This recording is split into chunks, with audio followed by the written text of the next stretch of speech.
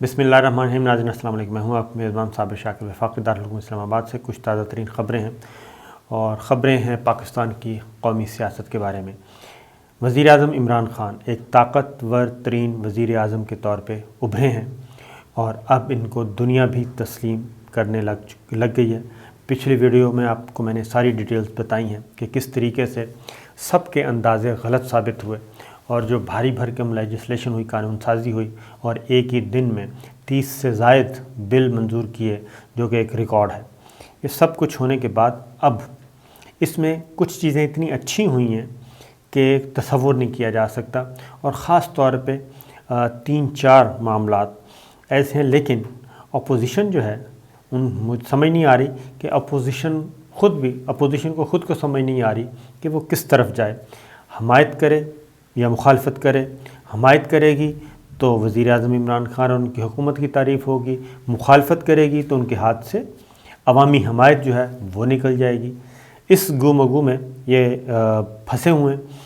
Number 1 میں آپ کو ایک ایک کر کے بتاتا ہوں کہ جو بہترین کام ہوا۔ نمبر 1 ہے جی کلبھوشن یادیو، بھارت کے جاسوس، بھارت کا را آفیسر تھا اور اس میں کوئی شبہ نہیں تھا۔ اس کا بیک گراؤنڈ ہمارے سب کے سامنے ہے، اور یہ پاکستان کی کسی بھی ملک کی جو سیکورٹی فورسز ہیں، یہ بہت بڑی کامیابی ہوتی ہے کہ کسی دشمن ملک کا آپ کوئی intelligence officer, senior intelligence officer اگر آپ پکڑ لیں اپنی زمین پہ، یہ بہت بڑی کامیابی ہوتی ہے۔ اور جس ملک کا جاسوس جو ہے، officer, intelligence officer, serving officer پکڑا جائے تو اس ملک کے پلے کچھ نہیں رہتا۔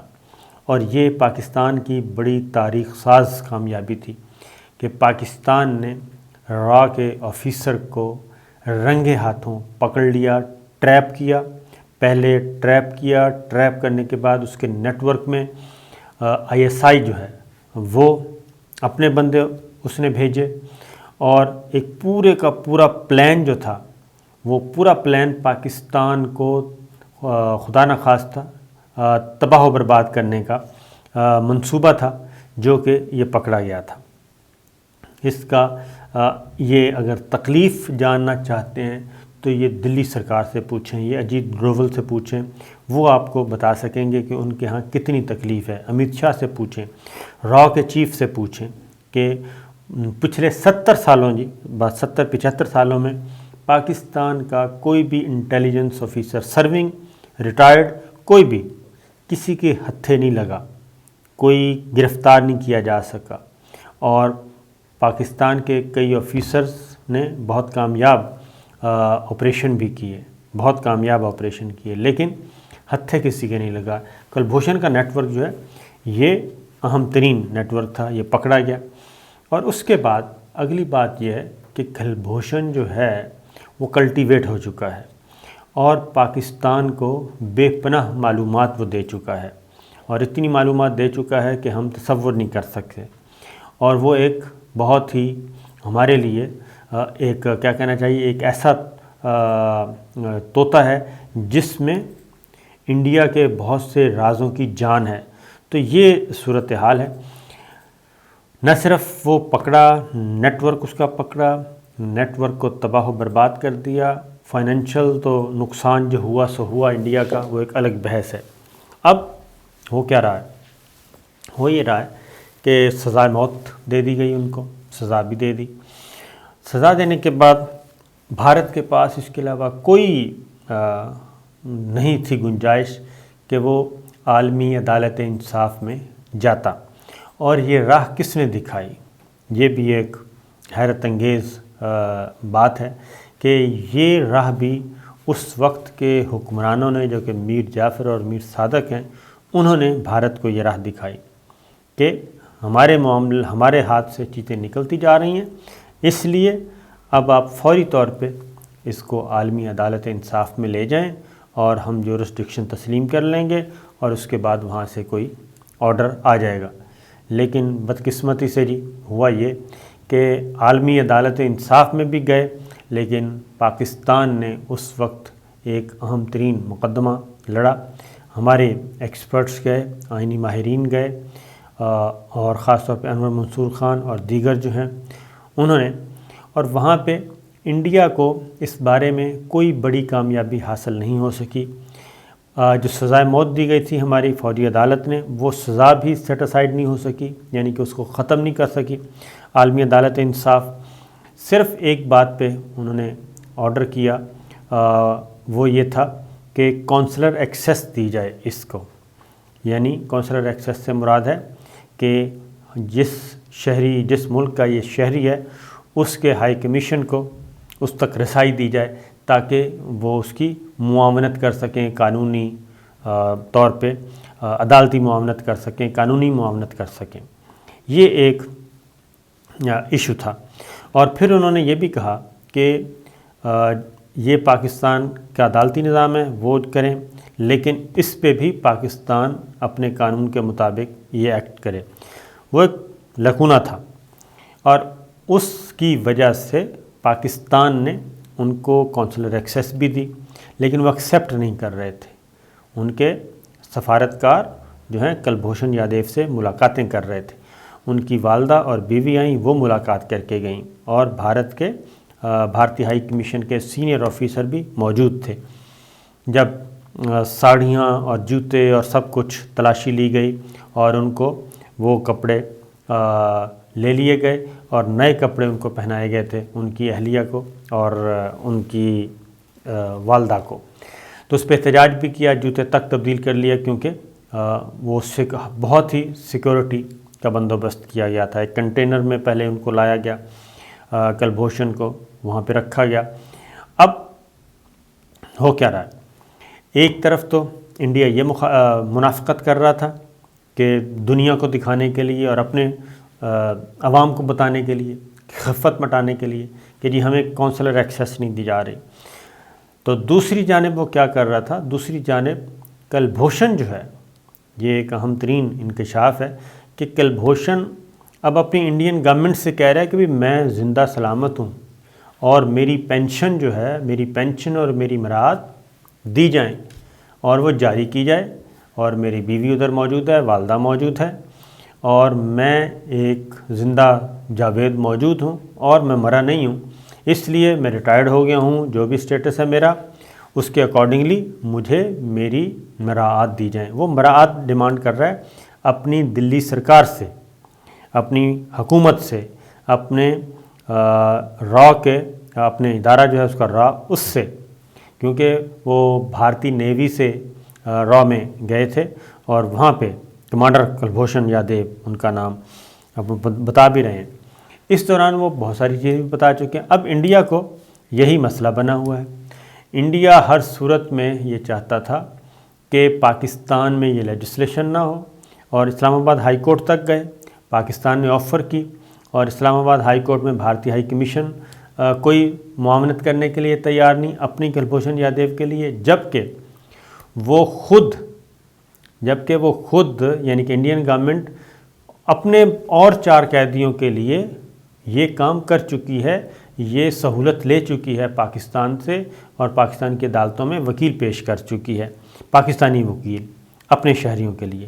لیکن کلبھوشن کے معاملے میں وہ دوغلا کردار اس کا صرف ایک مقصد تھا کہ کلبھوشن کے لیے پاکستان میں قانون سازی نہ ہو اور یہاں پہ پھڈا پڑا رہے، اور وہ دوبارہ عالمی عدالت انصاف میں جائیں اور اس کے بعد انہیں کہیں جی آپ کا آرڈر امپلیمنٹ نہیں ہوا، ہمیں کونسلر ایکسیس نہیں دی گئی، اور یہ انہوں نے اس کے بعد پھر اقوام متحدہ جایا جائے اور وہاں جا کے سلامتی کونسل میں پاکستان پر پابندیوں کی بات کی جائے۔ یہ پوری کی پوری پلاننگ تھی انڈیا کی، جو کہ پاکستان کی گورنمنٹ نے، پاکستان کے تمام اداروں نے مل کر اس ساری پلاننگ کو ناکام بنایا۔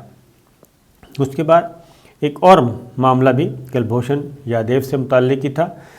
ایک تو وہ اپنی پینشن مانگ رہے تھے اور ابھی بھی مانگ رہے ہیں۔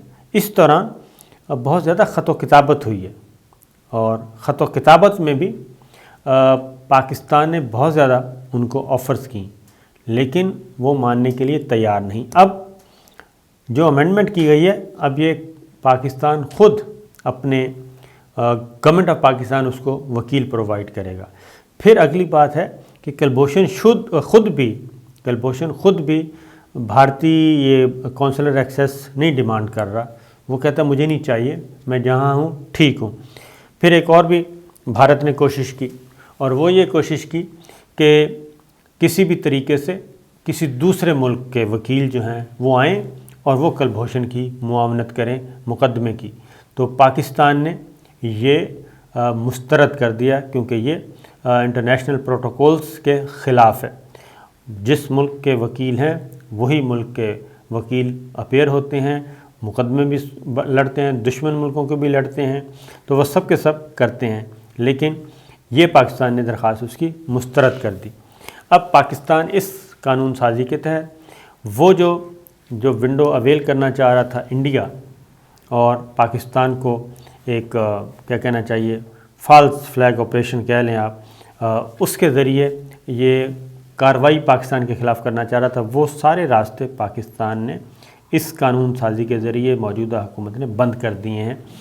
اور اس پہ ایک بڑے افسوس کے ساتھ کہنا پڑ رہا ہے کہ پیپلز پارٹی بھی اس کو کہہ رہی ہے کہ کلبھوشن کو NRO دیا گیا، اور مسلم لیگ نواز نے تو خیر کہنا تھا کہ اس کو NRO دے دیا گیا، حالانکہ اس کو NRO نہیں، اس کے سارے راستے انڈیا کے بند کیے گئے ہیں۔ اس کی ریزن ہے کہ ہر صورت میں انڈیا جو ہے اس وقت صرف ایک ہی خواہش ہے اس کی، وہ یہ ہے کہ کسی بھی طریقے سے کلبھوشن کو مروا دیا جائے اور کلبھوشن کی زندگی کا چراغ گل ہو جائے۔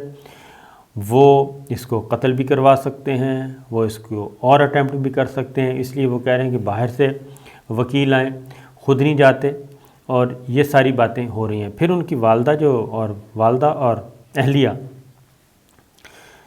وہ بہت کچھ دیر وہ خاموش رہیں گی، لیکن اس کے بعد اگر ان کو نہ ملی پینشن اور مراعات تو وہ بھی منظر عام پہ آئیں گی، اور وہ بھی اپنا مقدمہ انڈین گورنمنٹ کے خلاف کریں گی۔ یہ بات ذہن میں رکھیے گا۔ اس کی ریزن ہے کہ کلبھوشن یادیو سے جب وہ ملی تھیں تو کلبھوشن بجائے اس کے کہ وہ انڈین سفارتکار کی طرف، اپنے ہم وطن سفارتکار کی طرف دیکھتا، وہ اپنی والدہ اور اہلیہ سے مخاطب تھے، اور ان کو بھی کہا تھا کہ میں بہت ٹھیک ہوں، مجھے کوئی تکلیف نہیں دی جا رہی۔ اور پاکستان کے اداروں نے بہت ہی اس معاملے کو اس اچھے طریقے سے ہینڈل کیا ہے کہ نہ صرف کلبھوشن کا پورا نیٹ ورک برباد ہوا، اس کی انویسٹمنٹ گئی انڈیا کی، بلکہ زندہ و جاوید سینئر آفیسر را کا سرونگ جو ہے وہ کلٹیویٹ ہو گیا، اور انڈیا کو اس بات کا بہت اچھی طرح اندازہ ہے۔ تو یہ ساری چیز ہے، تو اس پہ حکومت جو ہے یہ کہنا کہ یہ گورنمنٹ کی لیجسلیشن ہے، گورنمنٹ کی قانون سازی نہیں، یہ پاکستان کی قانون سازی ہے۔ اور دلی میں یہ ساری باتیں جو ہیں دلی سرکار کے لیے یہ قانون سازی ہوئی ہے، یہ موت ہے، موت کا پروانہ ہے اس کے لیے، سیاسی موت، سفارتی موت اور قانونی موت ہوئی ہے، جبکہ ہمارے ہاں اپوزیشن اس کو ایک نیگیٹو طریقے سے اچھال رہی ہے، اور یہی چیزیں ادھر Indian media, Indian government, Indian intelligence agency جو ہیں وہ اپنے حق میں استعمال کرتی ہیں اور اپنا امیج بہتر بنانے کی کوشش کرتی ہیں۔ تو ہم صرف یہی کہیں گے کہ ایک اچھا کام ہوا ہے، سیاست اپنی جگہ، سیاسی دشمنی اپنی جگہ، لیکن جہاں پاکستان کی سلامتی، پاکستان کا معاملہ آئے گا، پاکستان کی یکجہتی کا معاملہ آئے گا، پاکستان کے مفادات کا، پاکستان کی سلامتی کا، تو وہاں پہ اس طرح کی پالیٹکس نہیں کرنی چاہیے۔ تو یہ ایک بہترین قانون سازی ہوئی ہے ہماری نظر میں، جس کے بارے میں نے کہا آپ کو گوش گزار کر دیا جائے، کیونکہ پوری دنیا میں صف ماتم بچھا ہوا ہے، اور پاکستان کے پاس آپ اندازہ نہیں کر سکتے کہ پاکستان جب چاہے کلبھوشن کو میڈیا کے سامنے لا کے بتا سکتا ہے، اور وہ بہت سارے چیزیں ریکارڈ کروا چکا ہے۔ اگلی بات یہ ہے وہ اگر اپنی طبعی زندگی پوری بھی کر لے، اس کے بعد بھی پاکستان کے پاس اتنا میٹیریل آ چکا ہے کہ آپ تصور نہیں کر سکتے، اور یہی تکلیف ہے انڈیا کو کہ پتہ نہیں کون سا راز پاکستان کو وہ دے چکا ہے۔ تو یہ تھیں اب تک کی اطلاعات۔ اجازت دیجیے، اللہ حافظ۔